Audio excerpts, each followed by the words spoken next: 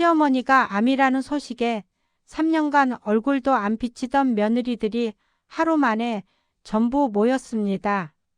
사람이 죽는다고 하면 그제야 살아있던 인연들이 돌아옵니다. 전화도 안부도 명절 인사도 끊긴 지 3년. 나는 그 3년이란 시간 동안 혼자 밥을 짓고 혼자 먹고 혼자 설거지를 하며 살았습니다. 익숙해질 만도 한데 이상하게 혼자 먹는 밥은 아무리 오래 먹어도 익숙해지지가 않더군요. 밥솥에 한 공기 분량만 넣고 취사 버튼을 누를 때마다 예전에 5 식구분 쌀을 안 치던 그 손의 감각이 떠올라서요. 내 이름은 박순덕. 올해 74입니다. 서울 변두리 작은 반찬 가게 하나로 3 아들을 키웠습니다. 새벽 4시에 일어나 시장에 가서 재료를 떼오고 밤 9시까지 반찬통을 포장해서 배달했습니다. 손가락 마디가 굽고 무릎이 시큰거리고 허리가 지끈거려도 쉴 수가 없었어요. 아이 셋을 먹이고 입히고 공부시키려면 아픈 것쯤은 사치였으니까요. 남편은 큰아들이 중학교 들어갈 때 교통사고로 먼저 갔습니다. 갑작스러운 일이었어요. 아침에 다녀올게 하고 나간 사람이 영안실에 누워서 돌아왔으니까요. 그날 이후로 나는 올 시간조차 없었습니다. 장례를 치르고 이틀 만에 다시 반찬 가게 문을 열었어요. 3 아들이 아침에 눈을 떴을 때 밥상이 차려져 있어야 했으니까요. 그렇게 이를 악물고 살았습니다. 큰아들 민혁이는 대기업에 들어갔고 둘째 민수는 중소기업 과장이 됐고 막내 민준이는 작은 식당을 차렸습니다. 셋 다 결혼을 하고 각자의 가정을 꾸렸습니다. 나는 반찬 가게를 접고 그제야 좀 쉬어도 되겠다 싶었어요. 아이들이 잘 되었으니 이제 나는 할 일을 다 한 거라고 생각했습니다. 그런데 말이에요.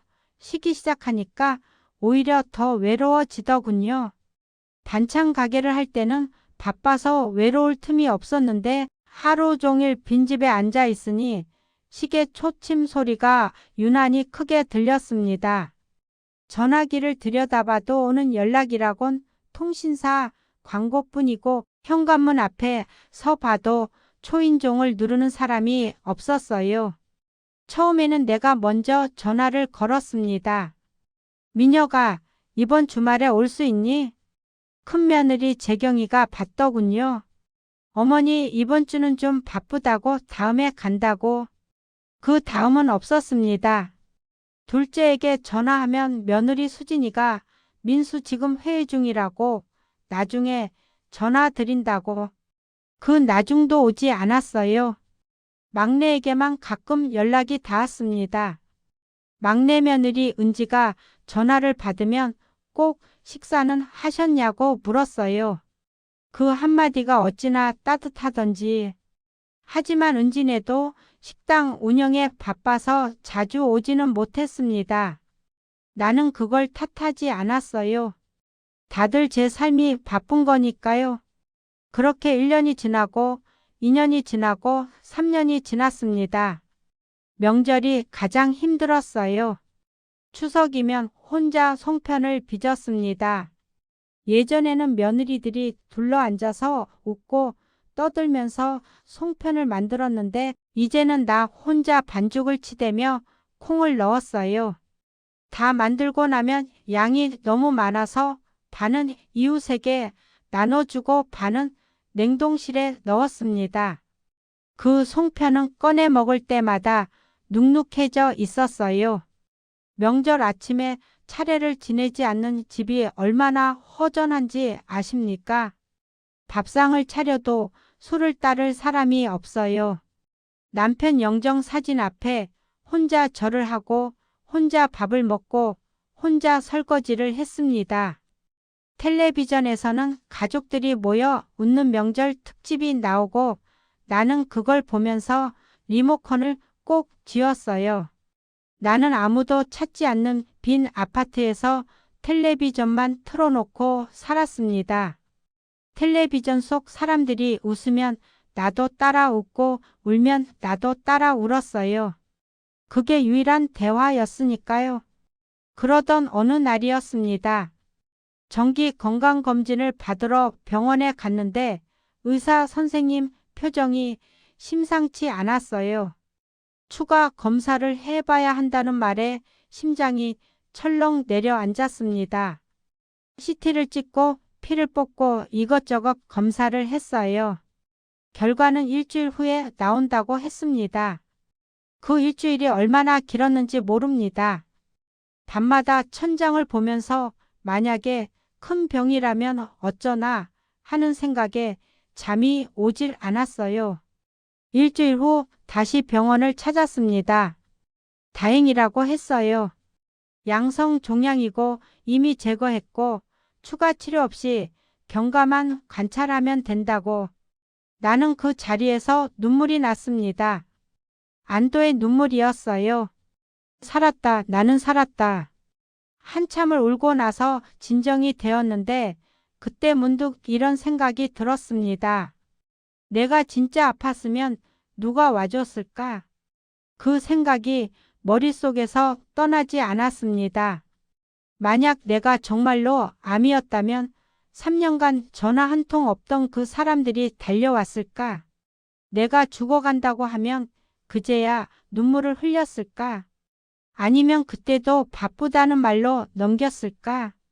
그리고 나는 1년 전 일을 떠올렸습니다.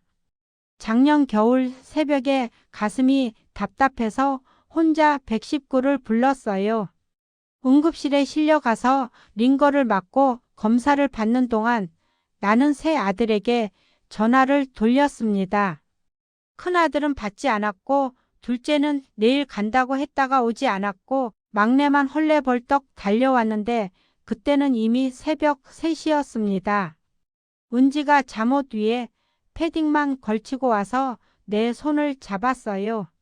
왜 진작 연락 안 하셨냐며. 나는 괜찮다고 별거 아니라고 손을 내저었지만 속으로는 울고 있었습니다. 다음날 아침 큰며느리 재경이에게서 문자가 왔어요. 어머니 괜찮으시다면서요? 다행이에요. 그게 다였습니다. 전화가 아니라 문자였어요.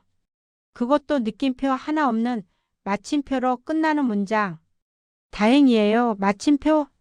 그 마침표가 마치 우리 사이의 끝을 찍는 것 같았습니다. 둘째 며느리 수진이에게는 연락조차 없었어요. 나는 병원 침대에 앉아서 하얀 천장을 보며 한 가지를 깨달았습니다. 이 사람들에게 나는 이미 없는 사람이구나. 살아있는데 없는 사람. 숨을 쉬고 있는데 존재하지 않는 사람. 그 기분이 어떤 건지 아십니까? 가슴 한가운데가 텅 비는 겁니다. 배가 고픈 것도 아니고 아픈 것도 아닌데 그냥 안이 텅 비어 있어요. 바람이 휙 통과하는 것 같은 그런 느낌입니다. 그 빈 가슴을 안고 퇴원해서 집에 돌아왔을 때 현관문을 열자마자 어둡고 찬 공기가 밀려왔습니다. 신발장 위에 먼지가 쌓여 있고 거실 탁자 위에 시든 꽃 한 송이가 쓰러져 있었어요. 아무도 없는 집, 아무도 기다리지 않는 집. 나는 신발도 벗지 않고 현관에 주저앉았습니다. 그날 밤 잠이 오지 않아서 뒤척이다가 서랍장을 열었습니다. 거기에는 남편의 유품이 있었어요. 남편이 남긴 것들, 낡은 시계, 빛바랜 사진 몇 장, 그리고 서류 봉투 하나. 그 서류 봉투 안에는 강남의 작은 건물 한 채의 등기부 등본이 들어 있었습니다. 남편이 살아생전에 말했었어요. 이건 당분간 비밀로 하자고. 나중에 아이들이 다 크고 정말 필요할 때 쓰면 된다고. 남편은 젊었을 때 친구와 동업으로 부동산에 투자한 게 있었는데 그게 세월이 지나면서 꽤 큰 자산이 되어 있었던 겁니다. 하지만 남편이 갑자기 세상을 떠나면서 이 비밀은 나만 아는 비밀이 되었습니다. 나는 일부러 이 재산을 숨겼습니다. 반찬 가게로 힘겹게 사는 어머니, 가진 것 없는 늙은 홀어머니, 그렇게 보이는 게 나았어요. 왜냐고요? 돈이 있다고 알려지면 사람들이 돈을 보고 오는 건지 나를 보고 오는 건지 알 수가 없으니까요. 나는 내 아들들이, 며느리들이 진심으로 나를 대하는지가 궁금했습니다. 돈이 아니라 그냥 어머니이기 때문에 찾아오는 그 마음이 있는지 3년의 대답은 명확했습니다. 없었어요. 그래서 나는 결심했습니다. 이 재산을 누구에게 남길지 내 눈으로 직접 확인하겠다고. 진짜 내 곁에 있어줄 사람에게만 전부를 주겠다고.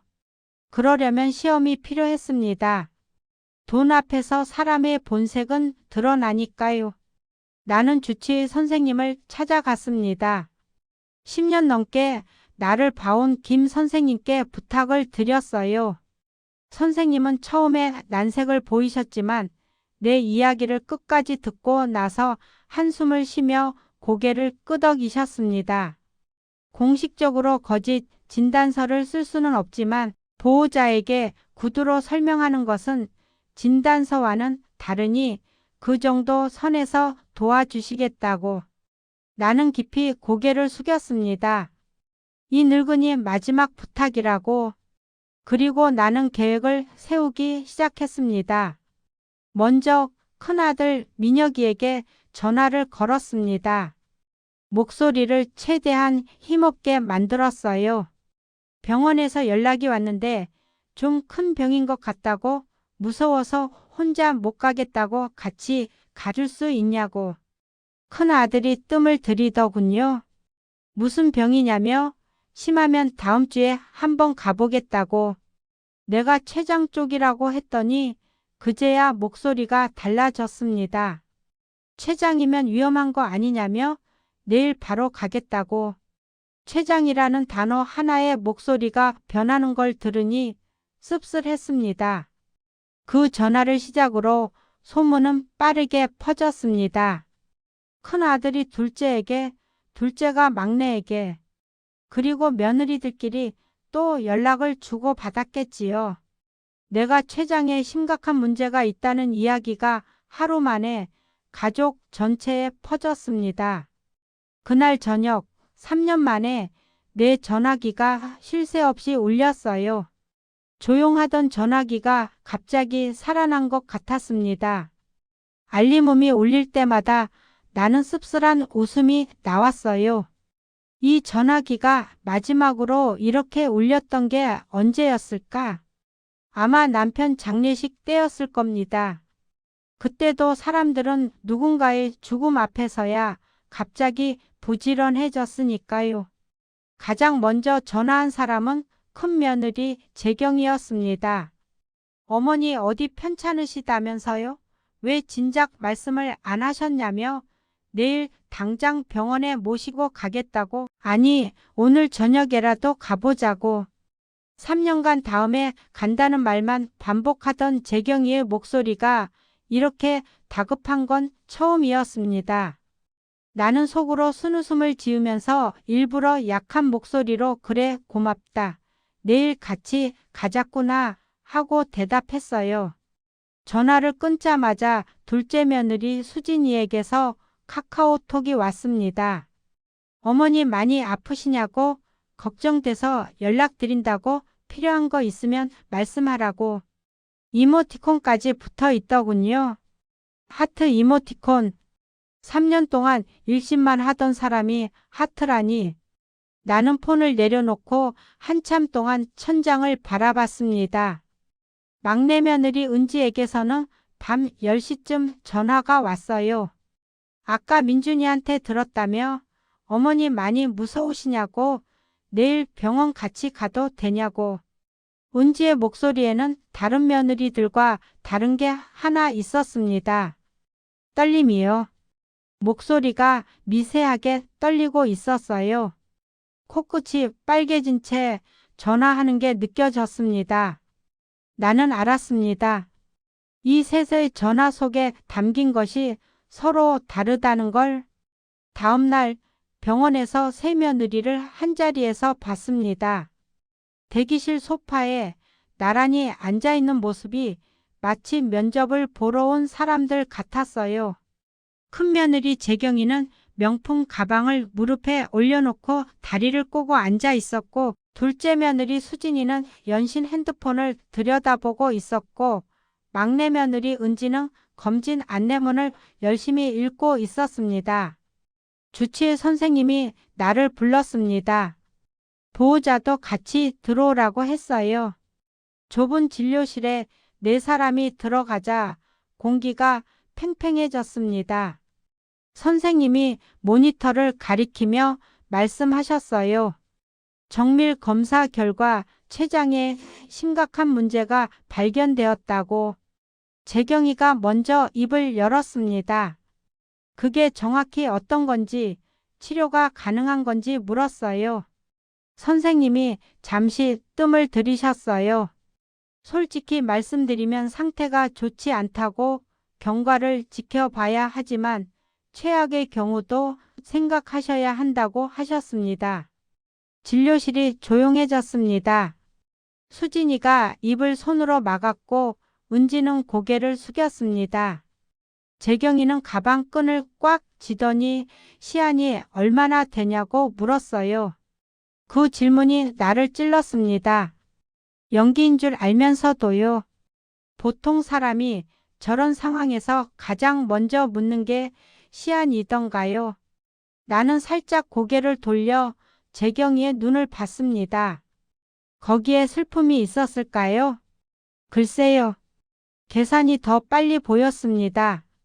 선생님이 3개월에서 6개월 사이로 봐야 한다고 말씀하셨을 때 은지가 내 손을 잡았어요. 아무 말 없이 그냥 손을. 차가웠던 내 손이 따뜻해졌습니다. 은지의 손도 떨리고 있었어요. 병원을 나서면서 며느리 셋의 반응은 확연히 갈렸습니다. 재경이가 먼저 말했어요. 일단 좋은 병원으로 옮기셔야 한다고. 서울대병원 VIP 병동을 알아보겠다고. 비용 걱정은 말라고. 돈 이야기가 가장 먼저 나왔습니다. 물론 좋은 뜻으로 한 말일 수 있어요. 하지만 나는 재경이를 오래 봐왔습니다. 저 사람이 비용 걱정 말라고 할 때는 그 비용이 나중에 어떤 형태로든 돌아올 것을 계산하고 하는 말이에요. 수진이는 차에 타자마자 핸드폰을 꺼내 들었습니다. 뭘 하나 봤더니 인스타그램을 열고 있더군요. 사진 하나만 찍어도 되겠냐고 병원 다녀온 거 기록해 두겠다며. 나는 어이가 없었지만 내색하지 않고 고개를 끄덕였습니다. 수진이는 병원 로비를 배경으로 자기 얼굴을 찍었어요. 시어머니 간병 기록 시작이라는 글과 함께. 은지는 아무것도 찍지 않았습니다. 대신 집에 가시면 뭐 드시고 싶으냐고 뭐라도 해드리겠다고 했어요. 나는 괜찮다고 했지만 은지는 듣지 않고 근처 마트에 들러서 된장찌개 재료를 샀습니다. 그날 저녁 은지가 내 부엌에서 된장찌개를 끓이는 냄새가 온 집 안에 퍼졌어요. 3년 만에 이 집에서 나는 요리 냄새였습니다. 나는 부엌문 앞에 서서 국 끓이는 은지의 뒷모습을 한참 바라봤습니다. 저 아이의 등이 왜 이렇게 작아 보일까? 막내 며느리라서 항상 눌려 살았던 아이. 형님 며느리들 눈치 보느라 명절 때도 부엌에서 나오지 못했던 아이. 그런데 지금 이 순간에도 저 아이만 내 부엌에 서 있습니다. 그때는 아직 시험의 시작이었을 뿐인데 벌써 마음이 흔들렸습니다. 간병이 본격적으로 시작되었습니다. 나는 집에서 요양하는 것으로 했어요. 입원까지 할 필요는 없다고 통원 치료를 받겠다고 했습니다. 사실 치료받을 것도 없었지만 그래야 며느리들이 자주 드나들 테니까요. 그래야 더 잘 볼 수 있으니까요. 첫 주 큰며느리 재경이가 기세등등하게 왔습니다. 차 트렁크에 짐을 가득 싣고 왔는데 열어보니 산삼 녹용 세트, 유기농 식품 세트, 고급 이불, 공기청정기까지 있었어요. 이거 다 좋은 거라고 비싸게 주고 산 거니까 꼭 드시라고. 재경이는 하나하나 거실에 늘어놓으면서 값을 말했습니다. 산삼이 얼마, 녹용이 얼마, 이불이 얼마. 마치 영수증을 읽어주듯이요. 나는 고맙다고 했습니다. 진심 반 관찰 반으로요. 재경이는 한나절을 있다가 갔어요. 가면서 자주 오겠다고, 그리고 혹시 보험 같은 거 들어놓은 게 있냐고 서류 정리를 좀 해드리겠다고 했습니다. 보험 서류. 나는 고개를 끄덕이면서 속으로 체크했습니다. 첫 방문에 보험 이야기가 나왔다. 기록해두자. 둘째 며느리 수진이는 이틀 뒤에 왔습니다. 수진이는 오자마자 집 안 구석구석을 핸드폰으로 찍었어요. 집이 아늑하다면서 나를 창가에 앉히더니 자연광이 예쁘다며 옆에서 셀카를 찍었습니다. 그리고 잠시 후 내 핸드폰에 알림이 떴어요. 인스타그램에 수진이가 올린 게시물이었습니다. 사진 속 나는 창밖을 바라보고 있었고 글에는 이렇게 적혀 있었어요. 우리 어머니 아프시다는 소식에 달려왔다고. 아무것도 못 해드려서 죄송하고 이제라도 곁에 있고 싶다고. 어머니 사랑한다고. 좋아요가 금세 100개가 넘었더군요. 나는 핸드폰을 내려놓고 조용히 눈을 감았습니다. 사랑한다고. 그 말을 인스타그램에는 쓰면서 내 앞에서는 한 번도 한 적 없는 아이가 사랑한다고 적었습니다. 누구를 위한 효도일까? 어머니를 위한 걸까? 자기 이미지를 위한 걸까? 수진이는 반나절을 있으면서 주로 사진을 찍고 영상을 찍었습니다.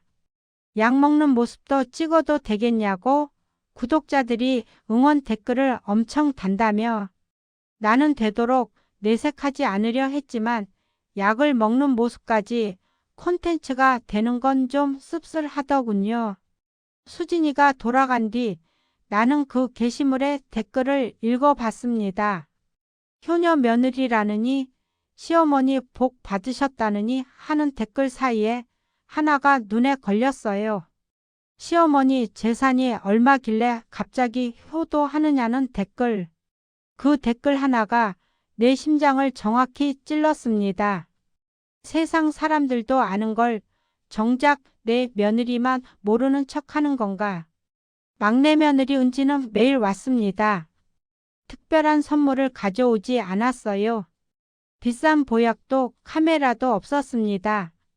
은지는 매일 새벽 6시에 와서 내 이부 자리를 정리하고 아침밥을 짓고 내 등을 따뜻한 수건으로 닦아줬습니다. 식당 영업시간이면 돌아갔다가 저녁에 다시 와서 내 발을 주물러 줬어요. 그 일과가 하루도 빠짐없이 반복됐습니다. 비가 와도 눈이 와도 은지는 왔어요. 한 번은 태풍이 와서 바람이 세차게 부는 날이었는데 그날도 은지는 우산이 뒤집어진 채로 현관문을 열었습니다. 머리카락이 비에 젖어 이마에 달라붙어 있었는데 들어서자마자 어머니 창문 닫으셨냐고 바람 들어오면 안 된다고. 자기는 흠뻑 젖어서 들어왔으면서 내 창문 걱정부터 하는 아이. 은지가 대야에 따뜻한 물을 받아서 내 발을 담가줬습니다. 발이 차가우시다며 조격 좀 하시라고. 쪼그려 앉아서 내 발을 주무르는 은지의 머리 꼭대기를 내려다 보면서 나는 목구멍이 막혀왔습니다. 이 아이는 진짜인가? 정말로 아무 계산 없이 이러는 건가? 나는 일부러 시험했습니다. 엄마가 미안하다고 줄 게 아무것도 없다고. 은지가 고개를 들었어요. 무슨 말씀이시냐며? 어머니가 건강하신 게 전부라고. 그 말을 하는 은지의 눈이 젖어 있었습니다. 진짜일까? 나는 아직 확신할 수 없었습니다. 사람의 마음을 어찌 한두 번 보고 알 수 있겠습니까? 시험은 계속되어야 했습니다. 간병 2주차에 접어들면서 분위기가 달라지기 시작했습니다. 큰며느리 재경이가 다시 왔는데 이번에는 표정이 사뭇 진지했어요. 거실에 앉더니 조심스럽게 물었습니다. 이 아파트 말고 다른 자산 같은 건 없느냐고. 나는 모르는 척했어요. 이 작은 아파트 하나가 전부이고 반찬 가게 하면서 모은 퇴직금이랑 연금 좀 있다고. 재경이가 고개를 끄덕이면서 보험금이나 연금 수령 관련 서류를 어디에 보관하고 있느냐고 정리를 해드리겠다고. 나중에 복잡해지기 전에 해두는 게 좋다고. 나중에 복잡해지기 전에. 그 말의 의미를 모를 내가 아니었습니다. 나는 일부러 서랍장에서 연금 서류 몇 장을 꺼내줬어요. 물론 건물 등기부등본은 깊숙이 숨겨놨습니다. 재경이는 서류를 사진 찍으면서 꼼꼼히 확인했어요. 연금이 매달 얼마 나오는지, 보험 만기가 언제인지. 내가 보는 앞에서 계산기를 두드리는 건 아니었지만 머릿속으로 계산하고 있다는 건 표정만 봐도 알 수 있었습니다. 재경이가 또 한 가지를 제안했어요. 만약에 대비해서 거실에 CCTV를 설치하면 어떻겠냐고. 간병하시는 분이 혹시 소홀하면 안 되니까 하며. 나는 간병인을 쓸 생각이 없다고 했지만 재경이는 혼자 계시면 위험하시다며 거실에 작은 카메라를 달았습니다. 내가 뭘 하는지 보려는 건지, 다른 며느리가 뭘 하는지 감시하려는 건지. 아마 둘 다였겠지요. 그 카메라가 달린 날 밤, 나는 천장에 작은 렌즈를 올려다보며 혼잣말을 했습니다. 재경아, 내가 지키고 싶은 게 엄마니? 엄마 재산이니? 물론 그 혼잣말은 카메라에 담기지 않을 만큼 작은 소리였습니다. 같은 주에 수진이의 SNS 활동은 더 활발해졌습니다. 인스타그램에 올린 게시물이 벌써 10개가 넘었어요. 시어머니 간병일기, 어머니가 끓여주시던 된장찌개를 이제는 내가, 효도는 가까이 있는 거였다는 등.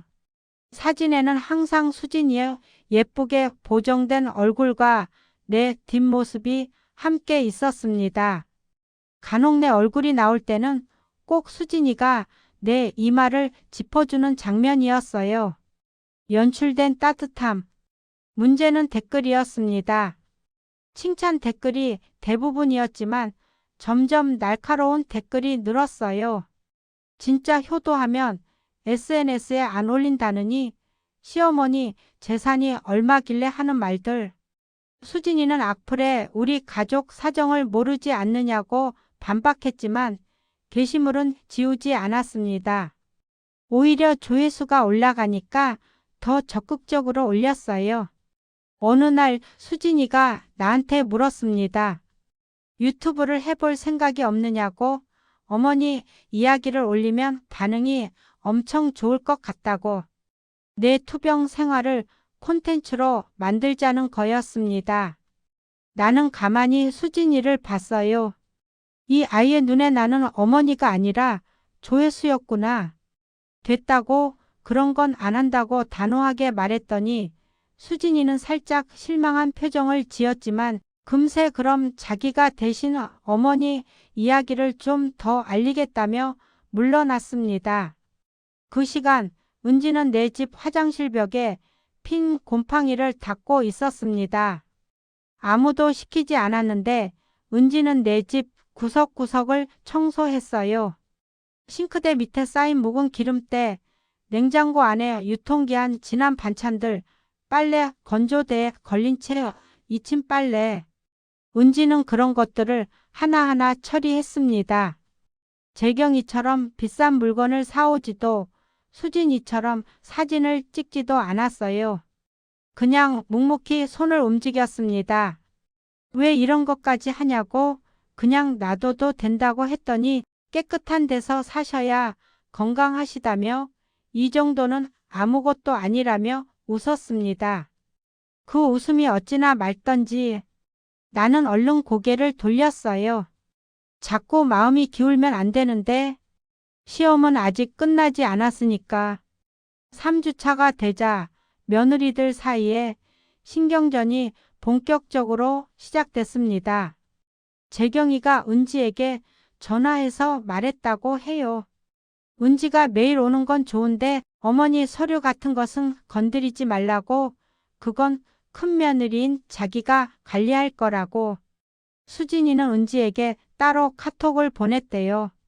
혹시 어머니한테 자기 험담한 적 있느냐고. 어머니가 요즘 자기한테 좀 차가우신 것 같다며. 은지는 두 형님 며느리 사이에서 눈치를 보면서도 내 간병을 멈추지 않았습니다. 어느 날 저녁 은지가 내 방에서 이불을 정리하다가 울고 있었어요. 소리 없이. 눈물만 뚝뚝 떨어지는 걸 내가 살짝 눈을 뜨고 봤습니다. 잠든 척 하면서요. 은지가 혼잣말을 했어요. 어머니 빨리 나으셔야 하는데 제발 어머니가 안 계시면 자기는 어떡하냐고. 그 한마디에 내 심장이 쿵 내려앉았습니다. 저 아이는 재산 이야기를 한 적이 단 한 번도 없어요. 보험 서류를 물어본 적도, 통장을 확인하겠다고 한 적도. 은지가 말하는 건 오직 내 건강, 내 식사, 내 안부뿐이었습니다. 하지만 나는 아직 결론을 내리지 않았습니다. 왜냐하면 사람은 마지막 순간에 변하기도 하니까요. 간병 한 달 차. 큰며느리 재경이가 새로운 카드를 꺼냈습니다. 재산 정리를 미리 해두시는 게 좋겠다고. 정말 안 좋은 일이 생기면 상속 문제로 아이들이 싸우면 어머니 마음이 더 아프시지 않겠느냐고. 법무사 아는 분이 있는데 한번 만나보시라고. 상속. 드디어 그 단어가 나왔습니다. 나는 일부러 힘없이 고개를 끄덕였어요. 그래, 미리 정리해두는 게 낫겠다고. 재경이의 눈이 반짝 빛났습니다. 잠깐이었지만 나는 그 빛을 놓치지 않았어요. 기쁨이었습니다. 내가 재산 정리에 동의했다는 기쁨. 재경이가 데려온 법무사와 이야기를 나눴습니다. 물론 나는 아파트와 연금, 약간의 저축만 있다고 말했어요. 강남 건물은 당연히 말하지 않았습니다. 법무사가 자산 규모가 크지 않으니 간단하게 정리하면 된다고 했을 때 재경이의 표정이 미묘하게 일그러졌습니다. 기대했던 것보다 적었나 봅니다. 그날 밤 나는 혼자 웃었습니다. 쓸쓸한 웃음이었어요. 재경아, 내가 기대하는 건 이 늙은 엄마의 작은 아파트 한 채겠지. 그게 내가 3년간 전화 한 통 없다가 달려온 이유겠지. 만약 내가 가진 게 이 아파트뿐이었다면 넌 진작 발걸음을 돌렸을 거다. 수진이 쪽에서는 예상치 못한 사건이 터졌습니다. 수진이의 인스타그램 간병 일기가 인터넷 커뮤니티에 퍼지면서 논란이 됐어요. 시어머니 투병 중에 SNS 효도 인증하는 며느리라느니 시어머니 재산 노리고 효녀 코스프레 하는 거 아니냐는 글이 올라왔고 악플이 폭주했습니다. 수진이가 화가 나서 해명 글을 올렸는데 그게 더 큰 논란이 됐어요. 수진이가 울면서 나한테 전화했습니다. 진심으로 간병하는 건데 사람들이 자꾸 나쁘게 본다고 뭘 잘못한 거냐고. 나는 말했어요. 그러면 올리지 말라고 사진이고 뭐고 다 내리라고. 수진이가 잠깐 머뭇거리다가 알겠다고 했습니다. 하지만 다음날 확인해 보니 게시물은 그대로 있었어요. 내린 건 악플이 많이 달린 게시물 2개뿐이었고 좋아요가 많은 게시물은 여전히 남아 있었습니다. 나는 한숨을 쉬었어요. 이 아이는 어머니 말보다 좋아요 숫자가 더 중요한 아이구나. 간병 1달 반이 지나면서 내 몸은 사실 아무 문제가 없었지만 연기는 점점 더 정교해져야 했습니다. 나는 일부러 식사량을 줄이고 기침을 자주 했어요. 낮에는 기운 없는 척 소파에 누워있고 밤에는 신음소리를 냈습니다. 며느리들 앞에서 가끔 비틀거리기도 했어요. 연기라는 걸 아는데도 이상하게 연기를 하다 보니 진짜 기운이 빠지는 것 같은 느낌이 들었습니다. 거짓도 오래 하면 진짜가 되나 봅니다. 운지가 내 상태가 악화되는 것 같다며 눈물을 글썽였어요. 다른 병원도 가봐야 하는 거 아니냐고, 세컨드 오피니언이라는 걸 받아보시면 어떻겠냐고. 나는 은지의 그 말에 가슴이 미어졌습니다. 이 아이에게 거짓말을 하고 있다는 죄책감이 처음으로 밀려왔어요. 하지만 멈출 수 없었습니다. 아직 확인해야 할 게 남아 있었으니까. 그때 일이 터졌습니다. 큰며느리 재경이가 몰래 내 주치의를 찾아갔다는 걸 알게 된 겁니다. 은지가 병원에 약을 타러 갔다가 간호사에게 이야기를 들었어요. 큰며느리 되시는 분이 오셔서 환자 상태를 자세히 물어보고 가셨다고. 은지가 내게 그 이야기를 전해줬을 때 나는 겉으로는 그래, 재경이가 걱정이 많구나 하고 넘겼지만 속으로는 긴장했습니다. 재경이가 주치의에게 무엇을 물었을까? 혹시 내 비밀이 들통난 건 아닐까? 그날 밤 주치의 선생님에게 전화했습니다. 선생님 말씀이 재경이가 와서 내 상태가 정확히 어떤지, 시한이 진짜 얼마 남은 건지 물었다고. 그리고 선생님이 잠깐 말을 멈추셨어요. 재산 정리 관련해서 서류가 필요하다고 진단서를 발급해 달라고 했다는 겁니다. 진단서, 재산 정리를 위한 진단서. 나는 전화기를 잡은 손에 힘이 빠졌습니다. 그래, 결국 이것이었구나. 재경이가 원하는 건 내 건강이 아니었어요. 진단서, 내가 얼마나 아프고 얼마나 빨리 죽을 것인지를 증명하는 문서. 그 문서로 재산 이전 절차를 밟으려 했던 겁니다. 살아있는 사람의 죽음을 서두르는 것. 그게 큰며느리의 효도였습니다. 선생님께 진단서는 발급하지 말아달라고 부탁드리고 전화를 끊었습니다. 그리고 나는 한참 동안 어둠 속에 앉아 있었어요. 분노보다는 슬픔이 더 컸습니다.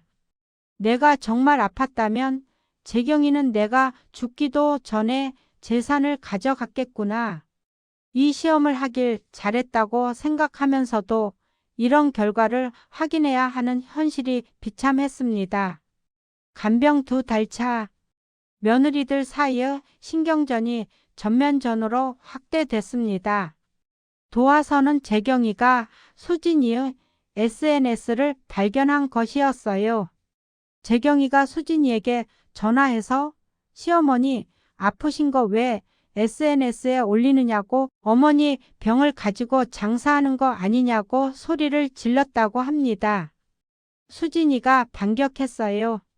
언니야말로 어머니한테 재산 이야기만 하면서 효도하는 척한다고, 보험 서류 챙기고 법무사 데려온 게 효도냐고. 두 사람의 싸움은 전화를 넘어서 단체 카톡방에서도 벌어졌습니다. 나는 그 카톡방에 있었어요. 아들들과 며느리들이 함께 있는 가족 단체 카톡방. 평소에는 조용하던 그 방에서 재경이와 수진이가 장문의 메시지를 주고받으며 싸우는 걸 나는 아무 말 없이 지켜봤습니다.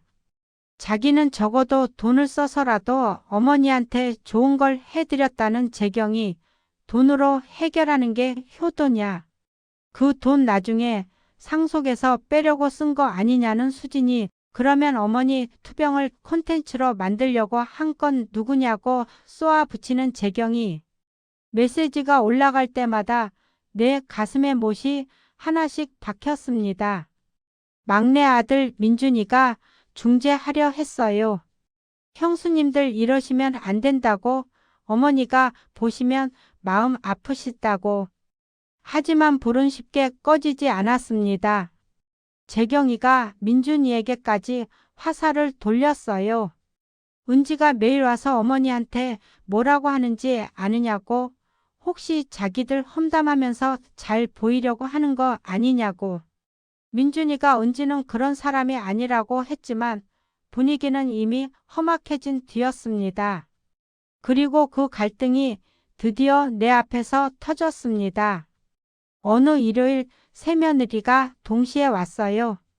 재경이는 내가 부른 줄 알았고 수진이도 그랬고 은지는 원래 매일 오는 날이었으니까 그냥 온 거였습니다. 세 사람이 현관에서 마주치자 공기가 얼어붙었습니다. 재경이가 수진이한테 오늘 왜 왔냐고, 수진이가 언니야말로 일요일에 웬일이냐고. 은지는 두 사람 사이에서 조용히 신발을 벗고 있었어요. 거실에 모인 세 사람 사이의 공기가 팽팽했습니다. 나는 소파에 앉아서 그 장면을 지켜봤어요. 이게 내 며느리들의 현재 모습이구나. 재경이가 불쑥 말했습니다. 솔직히 말씀드리겠다고 어머니 재산 정리를 도와드리려고 온 거라고 편안하게 정리하실 수 있게 옆에서 돕겠다고. 수진이가 끼어들었어요. 어머니 앞에서 재산 이야기는 좀 아니지 않느냐고. 어머니가 지금 아프신데. 재경이가 아프시니까 미리 정리해야 한다며 목소리를 높였습니다. 수진이는 SNS에 올리는 것만 안다며. 수진이가 벌떡 일어났어요. 나는 두 사람이 점점 목소리를 높이는 걸 가만히 들었습니다. 가슴이 찢어지는 것 같았지만 이것도 보아야 했어요. 돈 앞에서 벗겨지는 가면을 끝까지 보아야 했습니다. 재경이와 수진이의 말다툼은 점점 격해졌어요. 큰 며느리라고 다 가져갈 생각하지 말라는 수진이 SNS에 효도하는 척하면서 속셈이 뭐냐는 재경이 법무사 데려온 건 뭐냐, 어머니 살아계신데 벌써 상속 준비하는 거 아니냐는 수진이 그건 어머니를 위한 거라며 목소리를 높이는 재경이 두 사람의 고함이 아파트 복도까지 울렸을 겁니다. 나는 소파에서 움직이지 못했어요. 다리에 힘이 풀려서가 아니라 이 광경이 너무 충격적이어서 몸이 굳어버린 겁니다. 내 며느리들이 내 눈앞에서 내 재산을 두고 싸우고 있었습니다. 내가 아직 살아있는데 예전에 남편이 살아있을 때 명절이면 새며느리가 부엌에 나란히 서서 전을 부치곤 했습니다. 재경이가 반죽을 만들고 수진이가 부치고 은지가 접시에 담았어요. 그때는 웃음소리가 끊이질 않았는데 같은 사람들이 지금 서로의 멱살을 잡을 듯한 기세로 소리를 지르고 있었습니다. 돈이 사람을 이렇게 바꾸는 겁니다. 아니, 돈이 바꾸는 게 아니라 돈이 원래 모습을 드러나게 하는 건지도 모릅니다. 그때 은지가 끼어들었습니다. 형님들 제발 그만하시라고. 어머니가 보고 계시다고. 어머니 앞에서 이러시면 안 된다고. 은지가 두 사람 사이에 섰어요. 작은 책으로 두 사람을 막아서는 은지의 등이 떨리고 있었습니다. 재경이가 은지를 노려봤어요. 매일 와서 어머니한테 뭐라고 하느냐고, 자기들 험담하면서 잘 보이려고 한 거 아니냐고. 은지가 고개를 저었습니다. 그런 적 없다고, 그냥 어머니가 걱정돼서 온 거라고. 재경이가 손을 올렸습니다. 뺨을 때리려는 거였어요. 나는 소리를 지르려고 했습니다. 하지만 그보다 재경이의 손이 더 빨랐어요. 찰싹 하는 소리가 거실에 울렸습니다. 은지의 볼이 빨갛게 달아올랐어요. 은지는 맞고도 아무 말을 하지 않았습니다. 그저 손으로 볼을 감싸쥐고 눈물만 흘렸어요. 그 순간 나는 이를 악물었습니다. 이 아이를 때린다고? 매일 새벽부터 와서 내 등을 닦아주고 바닥을 쓸고 밥을 짓던 이 아이를? 재산이 어쩌고 통장에 어쩌고 한 적 없이 오직 나만 걱정하던 이 아이의 뺨을? 나는 이불을 꽉 움켜쥐었습니다. 당장 일어나서 재경이를 혼내고 싶었지만 참았어요. 아직은 안 됐습니다. 최후의 순간까지 참아야 했습니다. 하지만 속으로는 이미 결심이 굳어지고 있었어요. 은지야, 미안하다. 조금만 더 참아라. 엄마가 반드시 바로 잡아줄 테니. 그날 밤 재경이와 수진이가 돌아가고 은지만 남았습니다. 은지는 내 옆에 앉아서 아무 말 없이 내 손을 잡고 있었어요. 뺨이 아직 빨간데도 울지 않으려고 애쓰는 게 보였습니다. 괜찮으냐고 물었더니 자기는 괜찮다고 어머니가 놀라셨을까 봐 그게 더 걱정이라고 했어요. 이 아이는 맞고도 나를 걱정합니다. 나는 눈물을 참을 수 없었어요. 하지만 은지 앞에서 울면 안 됐습니다. 아픈 사람이 우는 건 다른 의미로 읽힐 수 있으니까. 나는 기침으로 눈물을 감추고 내일 또 오라고 했습니다. 은지가 나간 후 나는 조용히 서랍장을 열었습니다. 남편의 서류 봉투 옆에 녹음기 하나가 있었어요. 간병이 시작될 때부터 나는 조용히 녹음을 하고 있었습니다. 며느리들이 나에게 한 말, 서로에게 한 말, 전화통화, 카톡 내용까지 다 모아두고 있었어요. 이건 나의 보험이었습니다. 마지막 순간에 진실을 밝힐 증거. 녹음기의 재생 버튼을 눌러봤습니다. 재경이의 목소리가 흘러나왔어요. 재산 정리를 미리 해두시는 게 좋겠다는 말. 수진이의 목소리도 유튜브 해보실 생각 없으시냐는 말. 그리고 은지의 목소리. 어머니 빨리 나오셔야 하는데 제발.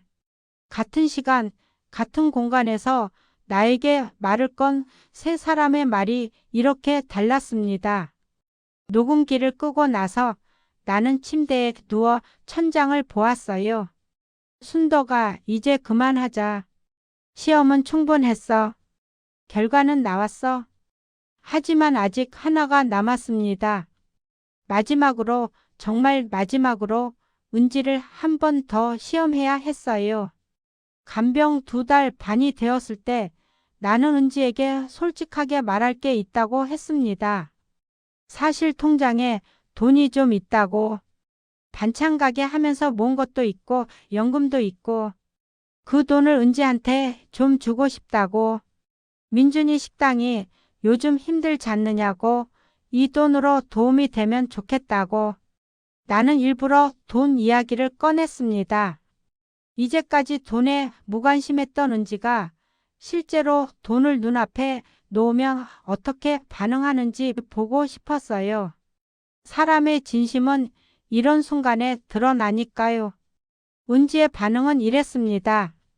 그 돈 어머니가 쓰시라고. 자기한테 주시면 안 된다고. 어머니가 좋은 병원도 가시고 맛있는 것도 드시고 편하게 사셔야 한다고. 자기한테는 진짜 필요 없다고. 내가 민준이 식당 힘든 거 알지 않느냐고 했더니 식당은 자기들이 알아서 하겠다며. 어머니 돈은 어머니 거라고 제발 그런 생각하지 마시라고 했어요. 어머니가 건강하신 게 자기한테는 제일 큰 재산이라고. 은지가 내 손을 꼭 잡으면서 말했어요. 눈이 빨개져 있었습니다. 돈 이야기 하지 마시라고. 어머니가 그런 말씀하시면 진짜 안 좋으신 것 같아서 무섭다고. 그러더니 은지가 한마디를 더 했습니다. 어머니가 빈손이셔도 좋다고. 어머니가 곁에만 계시면 된다고. 돈은 벌면 되지만 어머니는 하나라고. 그 말을 듣는 순간 내 안에서 무언가가 무너졌습니다. 3년간 쌓아 올린 외로움의 벽이, 시험이라는 이름으로 세운 방어벽이 한꺼번에 허물어지는 소리가 났어요. 나는 그 순간 모든 의심을 내려놓았습니다. 이 아이는 진짜다. 끝까지 진짜였다. 돈을 주겠다고 해도 거절하고 오히려 내 건강을 걱정하는 이 아이. 재산이 크든 작든 관심조차 없는 이 아이. 세 며느리 중에 유일하게 나를 어머니로 대하는 아이. 그날 밤 나는 결심을 굳혔습니다. 유언장을 쓰기 시작했습니다. 변호사를 만나서 정식으로 유언장을 작성했어요. 내용은 간단했습니다. 강남 건물을 포함한 모든 재산을 막내 며느리 은지에게 남긴다. 세 아들에게는 각각 생활에 불편하지 않을 정도의 금액만 배분하고 나머지 전부를 은지 앞으로. 변호사가 물었습니다. 아들이 아니라 며느리에게 직접 상속하는 건 이례적이라고 괜찮으시겠냐고. 나는 고개를 끄덕였어요. 아들들은 제 살 길을 가고 있다고. 하지만 마지막 순간에 내 곁에 있어줄 사람은 그 아이뿐이라고. 그 아이가 받아야 한다고. 유언장에 도장을 찍을 때 손이 떨렸습니다. 이것이 맞는 건지 잠깐 망설였지만 2달 반 동안 내 눈으로 확인한 것들이 떠올랐어요. 재경이의 보험 서류, 수진이의 SNS 게시물, 은지의 따뜻한 수건. 내 대답은 이미 정해져 있었습니다. 그리고 나는 마지막 준비를 시작했습니다. 간병석 달제. 나는 3개월 시한부 소식을 며느리들에게 전했습니다. 물론 거짓이었지만 이 소식이 퍼지면 마지막 본색이 드러날 거라고 생각했어요. 사람이 곧 죽는다고 하면 남은 시간에 뭘 하는지로 그 사람의 본질이 드러나니까요. 예상대로였습니다. 큰며느리 재경이는 더 노골적으로 변했습니다. 유언장은 미리 쓰셨느냐고. 나중에 분쟁이 생기면 안 되니까. 매번 올 때마다 서류 이야기를 했어요. 급기야 아파트 명의를 미리 이전하면 세금을 아낄 수 있다며 사전 증여를 제안하기까지 했습니다. 나는 생각해 보겠다고만 했어요. 재경이는 초조해했습니다. 시간이 없으니까요. 3개월이라는 시한이 재경이를 서두르게 만들었습니다. 수진이는 SNS 활동을 더 강화했습니다. 시어머니 투병기 마지막 챕터라는 제목의 시리즈를 시작했어요. 마치 드라마 예고편처럼 편집된 영상까지 올렸습니다. 조회수가 10만을 넘기자 수진이는 다시 유튜브 이야기를 꺼냈어요. 어머니 이야기가 정말 많은 분들한테 감동을 주고 있다고, 이걸 더 많이 알리면 좋겠다고, 내 죽음을 콘텐츠로 만들겠다는 거였습니다. 은지는 변함이 없었습니다. 매일 새벽에 오고 밥을 짓고 등을 닦고 발을 주물러 줬어요. 달라진 게 있다면 은지의 눈 밑에 다크서클이 짙어졌다는 것과 웃음이 줄었다는 것이었습니다. 은지는 내가 정말 죽어가는 줄 알고 조금씩 무너지고 있었어요. 어느 날 새벽 내가 잠이 안 와서 거실에 나갔더니 은지가 부엌 바닥에 앉아서 울고 있었습니다. 내가 오는 줄 모르고 핸드폰을 보면서 뭔가를 검색하고 있었어요. 살짝 들여다보니 췌장암 말기 완치 사례를 검색하고 있더군요. 그 검색 기록이 수십 개였어요. 매일 밤 이렇게 앉아서 나를 살릴 방법을 찾고 있었던 겁니다. 나는 발소리를 죽이고 다시 방으로 들어갔습니다. 침대에 누워서 이불을 뒤집어 쓰고 소리 없이 울었어요. 이 아이에게 이러면 안 되는데, 이 아이를 이렇게 아프게 하면 안 되는데, 어느 날 은지가 내 방에서 빨래를 개다가 갑자기 쓰러졌습니다. 과로와 스트레스로 탈이 난 거였어요. 나는 깜짝 놀라서 달려갔습니다. 아픈 척 하던 사람이 벌떡 일어난 거라 좀 어색했지만 다행히 은지는 의식이 흐릿해서 눈치채지 못했어요. 나는 119를 부르고 은지를 병원에 데려갔습니다. 은지가 링거를 맞으면서 눈을 떴을 때 나를 보자마자 한 말이 뭔지 아세요? 자기 때문에 놀라셨냐고, 죄송하다고, 오늘 저녁밥은 자기가 해드리려고 했다고. 이 아이는 자기가 쓰러져서 병원에 누워 있는데 내 저녁밥 걱정을 하고 있었습니다. 나는 은지의 이마를 쓰다듬으면서 눈물을 참으려 했지만 결국 한 방울이 떨어졌어요. 은지 이마 위로. 울지 말라고. 아니, 나도 울고 있네 하면서 은지한테 말했습니다. 넌 참 바보 같은 아이라고. 왜 바보냐고 물어오는 은지에게 남들은 다 자기 챙기는데 너만 왜 그러냐고 했더니 은지가 링거를 맞으면서 웃었어요. 그 얼굴이 어찌나 고운지 이 아이에게서 돌아가신 내 친정어머니가 보였습니다. 남들 다 챙겨주고 정작 자기는 못 챙기던 바보 같은 내 어머니. 그날 병원에서 돌아오면서 나는 결심했습니다. 더 이상 이 아이를 고통스럽게 하면 안 되겠다. 시험은 이제 끝내야 한다. 나는 마지막 무대를 준비했습니다. 새며느리에게 연락했어요. 이번 주 일요일에 다들 집으로 오라고 할 이야기가 있다고. 재경이는 바로 알겠다고 했고 수진이도 곧바로 응했습니다. 은지도 물론 오겠다고 했어요. 일요일 아침 나는 평소와 다르게 단정하게 옷을 입었습니다. 화장도 했어요. 3개월째 아픈 사람이 화장을 하면 좀 이상하겠지만 오늘은 괜찮았습니다. 오늘이 마지막 연기니까요. 거실 식탁을 깨끗이 닦고 식탁 위에 유언장을 올려놓았습니다. 그 옆에 녹음기를 놓았어요. 그리고 의자 4개를 배치했습니다. 나는 가장 안쪽 자리에 앉아서 며느리들을 기다렸어요. 첫 번째로 도착한 사람은 은지였습니다. 은지는 현관에 들어서자마자 내 얼굴을 보고 깜짝 놀랐어요. 화장하셨다며, 예쁘시다며. 그러더니 금세 표정이 어두워졌습니다.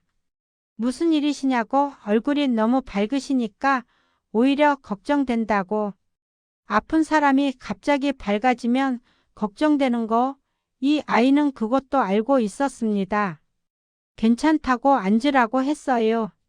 곧이어 재경이가 왔습니다. 재경이는 들어서자마자 식탁 위에 유언장 봉투를 봤어요. 눈이 번쩍 뜨이는 게 보였습니다. 자리에 앉으면서 가방을 의자 옆에 가지런히 놓았는데 기대와 긴장이 섞인 표정이었어요. 마지막으로 수진이가 왔습니다. 수진이는 현관에서부터 핸드폰 카메라를 켜고 들어왔어요. 오늘 중요한 날이라고 하셔서 기록으로 남기겠다며. 나는 고개를 가로저었습니다. 오늘은 핸드폰 끄라고.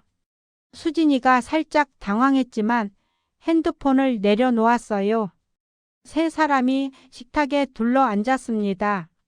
나는 그 3장의 얼굴을 천천히 둘러봤어요. 큰 며느리 재경이, 둘째 며느리 수진이, 막내 며느리 은지. 각각 다른 표정을 짓고 있었습니다. 재경이는 유언장 봉투를 슬금슬금 쳐다보고 수진이는 불안한 듯 다리를 떨고 은지는 내 얼굴만 바라보고 있었어요. 나는 천천히 입을 열었습니다. 오늘 부른 건 할 이야기가 있어서다. 식탁 위에 있는 건 내 유언장이다. 내가 죽으면 열어보라고 적어놨다. 재경이가 입술을 할았습니다. 수진이가 자세를 고쳐 앉았어요. 은지만 내 얼굴에서 눈을 떼지 않았습니다. 나는 유언장 봉투를 들어 올렸어요.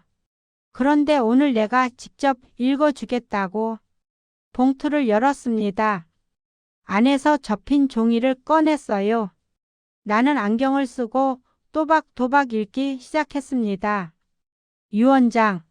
나 박순덕은 다음과 같이 유언합니다. 본인 소유의 전 재산, 부동산 및 금융자산 일체를 막내 며느리 김은지에게 상속합니다. 식탁이 조용해졌습니다. 정말 한순간. 그리고 폭풍이 몰아쳤어요. 재경이가 벌떡 일어났습니다. 의자가 뒤로 밀리면서 바닥에 긁히는 소리가 났어요. 이게 무슨 말씀이시냐고, 전 재산을 은지한테 주시냐고, 큰 며느리인 자기는 어떻게 되느냐고. 수진이도 일어났어요. 갑작스럽지 않느냐고, 자기들도 간병했지 않느냐고. 나는 손을 들어 두 사람을 제지했습니다. 다 앉으라고. 목소리에 힘을 주니까 두 사람이 멈칫했어요. 나는 3개월째 아픈 사람의 목소리가 아니었습니다. 당연하지요. 아프지 않았으니까. 그리고 하나 더 말할 게 있다고. 세 사람이 나를 봤습니다. 나는 천천히 한 글자 한 글자에 힘을 주면서 말했어요. 나 암 아니다. 시간이 멈춘 것 같았습니다. 벽시계의 초침 소리만 똑딱거렸어요. 창밖에서 참새가 우는 소리가 유난히 크게 들렸습니다. 세상의 모든 소리가 그 한마디 뒤에 멈춘 것 같았어요. 재경이의 입이 벌어졌어요. 수진이의 눈이 커졌습니다.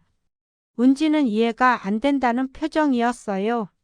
재경이가 더 등거렸습니다. 뭐라고요 하고 내 말 그대로라고 했어요. 암이 아니라고. 양성 종양이었고 이미 완치 판정을 받았다고. 3개월 전에 방 안의 공기가 완전히 바뀌었습니다. 재경이의 얼굴이 하얗게 변했고 수진이는 입을 벌린 채 아무 말도 못했어요. 나는 식탁 위에 녹음기를 가리켰습니다. 이건 녹음기라고. 3달 동안 너희가 나한테 한 말, 서로에게 한 말, 병원에서 의사에게 물어본 것 다 여기 들어있다고.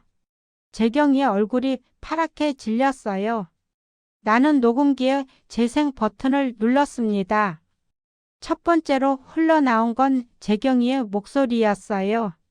재산 정리를 미리 해두시는 게 좋겠다는 말, 보험 같은 거 들어놓은 게 있느냐는 말, 아파트 명의를 미리 이전하면 세금을 아낄 수 있다는 말. 재경이가 그만 하고 소리쳤어요. 하지만 나는 멈추지 않았습니다. 두 번째로 흘러나온 건 수진이의 목소리였습니다. 사진 하나만 찍어도 되겠냐는 말, 유튜브 해보실 생각 없으시냐는 말. 수진이가 고개를 숙였어요. 그리고 세 번째로 흘러나온 건 은지의 목소리였습니다. 어머니 빨리 나오셔야 하는데 제발 어머니가 안 계시면 자기는 어떡하냐는 말. 어머니 그 돈 어머니 쓰시라는 말. 은지의 목소리가 흐를 때 방 안이 조용해졌습니다. 재경이도 수진이도 아무 말을 하지 못했어요. 나는 녹음기를 껐습니다. 그리고 세 사람을 천천히 둘러봤어요. 재경아. 재경이가 고개를 들지 못했습니다. 내가 처음 왔을 때 트렁크에 보약을 가득 싣고 왔지. 고맙더라. 그런데 그 다음에 내가 한 건 보험 서류 확인, 법무사 소개, 진단서 발급 요청이었다. 너는 내 병이 걱정된 게 아니라 내 재산이 걱정됐던 거야. 재경이의 눈에서 눈물이 떨어졌습니다. 부끄러움의 눈물인지 분함의 눈물인지는 모르겠어요. 수진아. 수진이가 입술을 깨물었어요. 내가 매번 사진을 찍고 영상을 올릴 때마다 나는 내 핸드폰 속에서 콘텐츠가 된 기분이었다. 시어머니가 아파서 걱정되는 게 아니라 시어머니가 아프니까 조회수가 잘 나오는 거였지. 내 병을 이용해서 내 이미지를 만든 거야. 수진이가 정말 그런 게 아니라고 하다가 말을 잇지 못했습니다. 그리고 은지야. 은지가 나를 올려다 봤어요. 눈이 빨갛게 젖어 있었습니다. 하지만 은지는 놀랍거나 분노하는 표정이 아니었어요. 그냥 안도하는 것 같았습니다. 은지야, 넌 3달 동안 매일 새벽에 오고 밥을 짓고 등을 닦고 발을 주물러 줬지. 돈 이야기를 한 번도 안 했고 보험 서류를 뒤진 적도 내 병을 콘텐츠로 만든 적도 없었어. 내가 한 건 딱 하나야. 그냥 나를 돌봐준 거야. 은지의 눈에서 눈물이 주르륵 흘렀습니다. 그래서 전 재산은 내가 받아라. 은지가 고개를 세차게 저었어요. 재산 필요 없다고, 진짜 필요 없다고. 그거보다 어머니가 정말 괜찮으신 거냐고. 진짜 암이 아닌 거냐고. 나는 고개를 끄덕였습니다. 진짜 아니라고. 건강하다고. 은지가 그 말을 듣자마자 식탁에 엎드려서 펑펑 울었습니다. 정말이냐고, 정말 괜찮으신 거냐고, 자기는 무서웠다고. 어머니 진짜 돌아가시는 줄 알고 너무 무서웠다고. 나는 은지의 등을 쓸어내렸습니다. 3달 동안 은지가 내 등을 닦아줬는데 이번에는 내가 은지의 등을 쓸어줬어요. 미안하다고 했습니다. 너한테 너무 큰 짐을 지웠구나. 미안하다고. 은지가 고개를 들었어요. 눈물 범벅이 된 얼굴로 웃으면서 말했습니다. 어머니 괜찮으시면 된 거라고. 그거면 된다고. 진짜라고. 그 순간 나는 알았습니다. 이 아이의 말은 빈말이 아니에요. 재산이 한 푼도 없어도 이 아이는 내 곁에 있었을 겁니다. 내가 가진 것이 이 작은 아파트뿐이라 해도 은지는 매일 새벽에 와서 내 등을 닦아줬을 거예요. 재경이가 가방을 들고 일어났습니다. 이건 너무 하시다고. 자기들을 시험하셨냐고. 3달 동안 거짓말을 하신 거 아니냐고. 나는 재경이를 봤어요. 내가 거짓말을 한 건 3달이라고. 하지만 내가 3년 동안 전화 한 통 하지 않은 건 사실이라고. 작년 겨울에 응급실에 실려갔을 때 넌 오지 않았고 다음날 문자 한 줄이 전부였다고. 그때 이미 나는 알았다고. 내가 살아있을 때 내 곁에 와줄 사람이 누군지. 재경이가 아무 말 없이 돌아섰습니다. 현관문이 닫히는 소리가 둔탁하게 울렸어요. 수진이도 일어났습니다. 한참을 망설이다가 죄송하다고 진심으로 하고 나갔어요. 거실에 나와 은지 둘만 남았습니다. 나는 은지를 마주 보고 앉았어요. 마지막으로 은지에게 말해야 할 것이 남아 있었습니다. 아까 유언장에 전 재산이라고 했지 하고 물었더니 은지가 자기는 진짜 필요 없다고 했어요. 알고 있다고? 그래서 더 내가 받아야 하는 거라고 말하며 서랍장에서 서류 봉투를 꺼냈습니다. 남편이 남긴 그 봉투. 사실 이 아파트 말고 하나 더 있다고. 봉투를 열고 등기부등본을 꺼내서 은지 앞에 놓았어요. 시아버지가 남긴 건물이라고. 강남에 있다고. 은지의 눈이 커졌습니다. 건물이요 하며 시아버지가 젊었을 때 투자한 게 있었는데 그게 커졌다고. 아무한테도 말 안 하고 숨겨왔다고.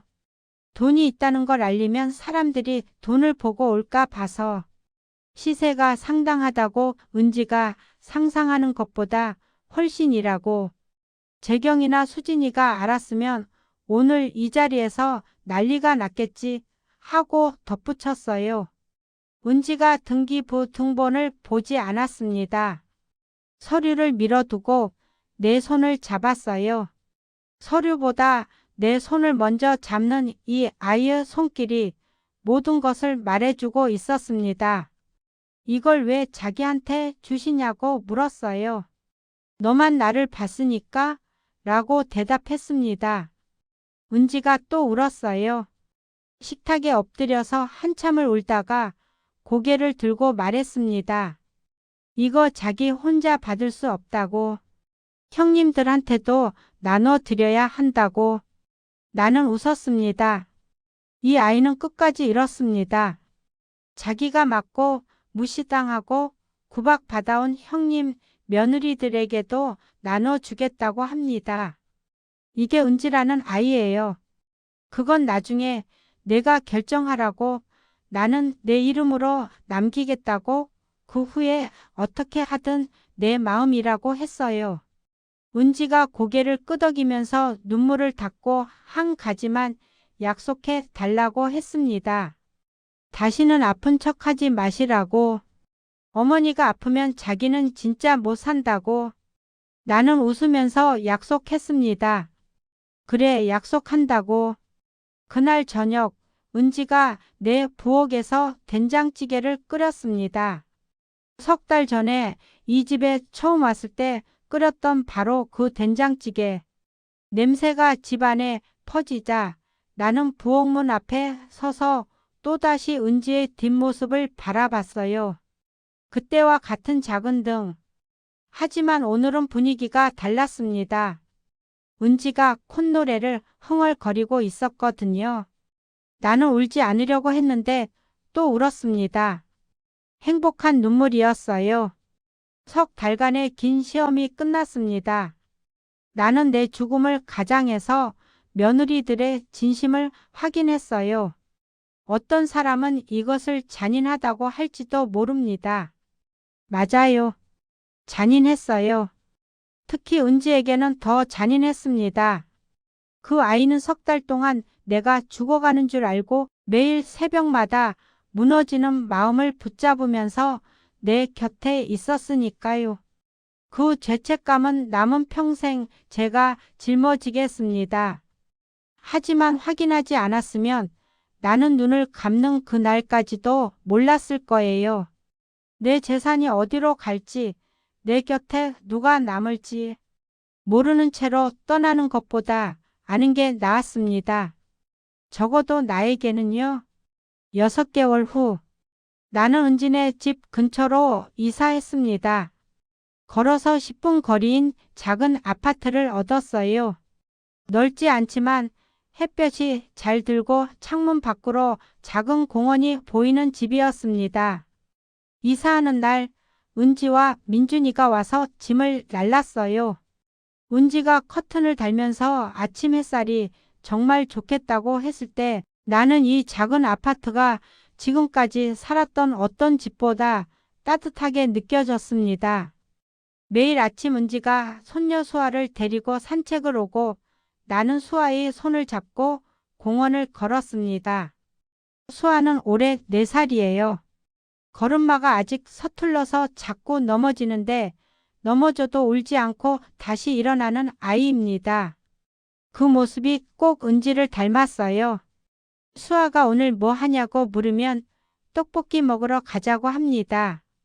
좋다고 하며 손을 꼭 잡아오는 수아의 작은 손이 따뜻했습니다.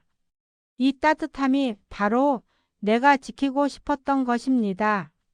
은지네 식당은 어떻게 됐냐고요? 나는 은지에게 맡긴 재산 일부로 식당을 리모델링했어요. 은지는 처음에 어머니 돈은 못 쓴다고 극구 사양했지만 이건 며느리에게 주는 게 아니라 손녀 수아의 미래를 위한 투자라고 했더니 그제야 고개를 끄덕였습니다. 식당은 조금씩 장사가 되기 시작했어요. 나도 가끔 가서 반찬을 만들어 줬습니다. 반찬 가게 30년 경력은 녹슬지 않더라고요. 큰 며느리 재경이와 둘째 며느리 수진이 그 이후로 연락이 끊겼을 거라고 생각하시나요? 처음 한 달은 그랬습니다. 완전한 침묵이었어요. 재경이에게서도 수진이에게서도 전화 한 통 오지 않았습니다. 나도 먼저 연락하지 않았어요. 서로에게 시간이 필요하다는 걸 알았으니까요. 2달째 되던 어느 날 둘째 아들 민수에게서 전화가 왔습니다. 수진이가 요즘 많이 반성하고 있다고, SNS도 다 닫았다고, 근데 나한테 연락할 용기가 없다고, 기다리겠다고 했어요. 준비되면 오라고. 그로부터 한 달 뒤 수진이에게서 편지가 왔습니다. 손으로 쓴 편지였어요. 글씨가 삐뚤빼뚤했는데 아마 울면서 쓴 것 같았습니다. 죄송하다고, 어머니를 이용했다고, 어머니의 아픔을 콘텐츠로 만들면서 그게 효도라고 스스로를 속였다고, 변명의 여지가 없다고, 용서해 주시지 않아도 된다고, 다만 어머니가 건강하시다는 것에 진심으로 감사드린다고. 편지를 다 읽고 나는 한참 앉아 있었습니다. 창밖으로 가을 햇살이 들어오고 나뭇잎이 떨어지고 있었어요. 사람도 저 나뭇잎처럼 한번 떨어져 봐야 자기가 나무에 붙어 있었다는 걸 아는 건가 봅니다. 나는 수진이에게 답장을 쓰지 않았어요. 대신 그 다음 주에 수진이네 아이들에게 간식 꾸러미를 보냈습니다. 아이들에게는 할머니의 사랑을 전해줘도 되니까요. 어른들의 잘못이 아이들에게까지 가면 안 되니까요. 큰며느리 재경이에게서는 더 오래 걸렸습니다. 3달이 지나도록 아무 연락이 없었어요. 큰아들 민혁이가 가끔 전화해서 건강하시냐고 물었지만 재경이 이야기는 꺼내지 않았습니다. 나도 묻지 않았어요. 그런데 6개월째 되던 날 택배가 하나 왔습니다. 박스를 열었더니 안에 편지 한 장과 내가 재경이에게 줬던 연금 서류가 들어 있었어요. 편지에는 이렇게 적혀 있었습니다. 서류를 돌려드린다고, 자기가 가지고 있을 자격이 없다고, 3년간 찾아뵙지 않았던 것, 아프시다는 소식에 재산부터 계산했던 것, 은지에게 손창검을 했던 것, 다 자기 잘못이라고, 용서를 구하기보다 앞으로 달라지겠다고, 시간이 걸리더라도 죄송하다고. 나는 그 편지를 읽고 조용히 전화기를 들었습니다. 재경이의 번호를 눌렀어요. 신호음이 울렸습니다. 1번, 2번, 3번. 4번째 신호음에 재경이가 받았어요. 여보세요? 하는 목소리가 갈라져 있었습니다. 편지 잘 받았다고 했어요. 재경이가 어머니 하고 말을 잇지 못했습니다. 서류는 됐다고 버려도 된다고. 그리고 잠시 멈추었다가 말했어요. 다음에 올 때 손주 데리고 오라고. 할머니가 떡볶이 해주겠다고. 전화 너머에서 재경이가 우는 소리가 들렸습니다. 꼭 가겠다고 했어요. 전화를 끊고 나는 창밖을 봤어요. 해가 지고 있었습니다. 하늘이 주황색에서 보라색으로 물들어가는 그 시간. 서울의 하늘이 이렇게 예뻤나 하는 생각이 들었습니다. 혼자 살던 3년 동안은 하늘을 올려다볼 여유조차 없었는데 그날 밤 은지에게 전화했습니다. 재경이한테서 편지 왔다고 했더니 은지가 정말이냐며 놀랐어요. 반성하고 있더라고 했더니 은지가 잠깐 조용하다가 말했습니다. 형님한테 따뜻하게 해주시라고. 사람은 누구나 실수할 수 있지 않느냐고. 나는 또 웃었습니다. 이 아이는 끝까지 이렇습니다. 자기를 때린 사람에게도 따뜻하게 해주라고 합니다. 알았다고 그리고 고맙다고 했어요. 뭐려 하는 은지에게 그냥 내가 있어서 고맙다고 말했습니다. 전화를 끊고 침대에 누웠습니다. 74 박순덕. 반찬가게 30년, 홀로 세 아들을 키우고 남편을 먼저 보내고 3년간 혼자 밥을 먹던 늙은 여자. 하지만 오늘 이 순간만큼은 외롭지 않습니다. 내일 아침이면 은지가 수아를 데리고 올 거예요.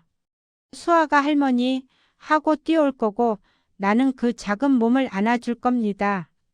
은지가 부엌에서 밥을 하고 나는 반찬을 만들겠지요. 그리고 셋이 둘러앉아 밥을 먹을 겁니다. 밥솥에 세 공기 분량의 쌀을 안칠 때 나는 아마 또 올 겁니다. 혼자 먹던 밥이 셋이 되었으니까요.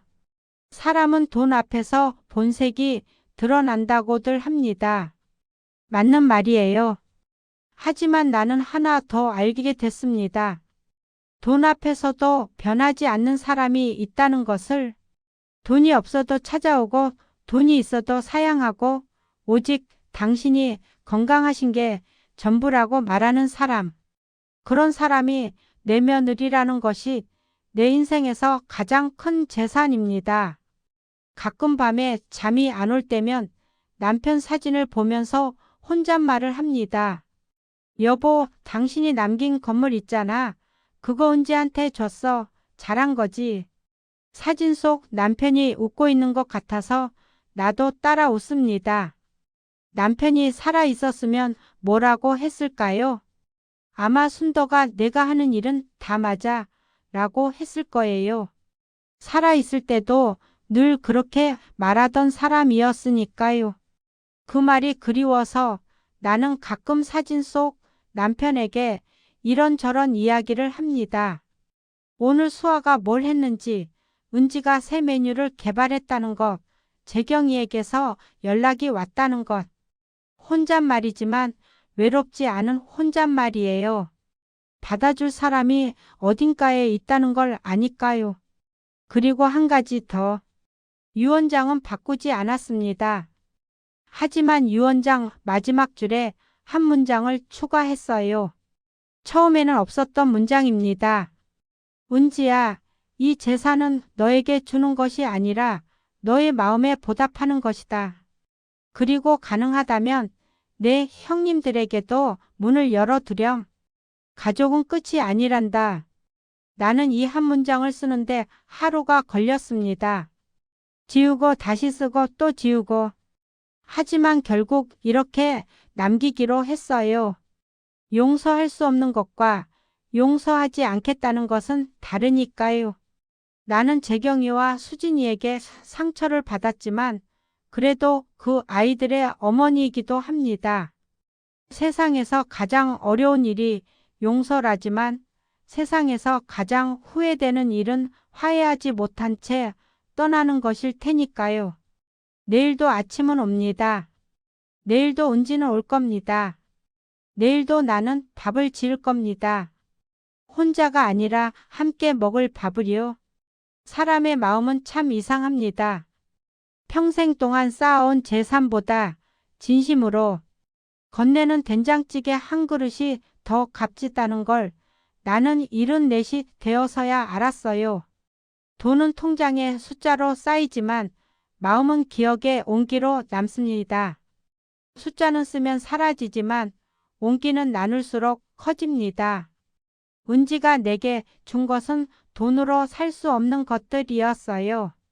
새벽마다 닦아준 등의 온기, 빗속에서도 찾아온 발걸음의 무게, 어머니 건강하신 게 전부예요. 라는 말의 진심. 그것이 내 인생의 진짜 유산입니다.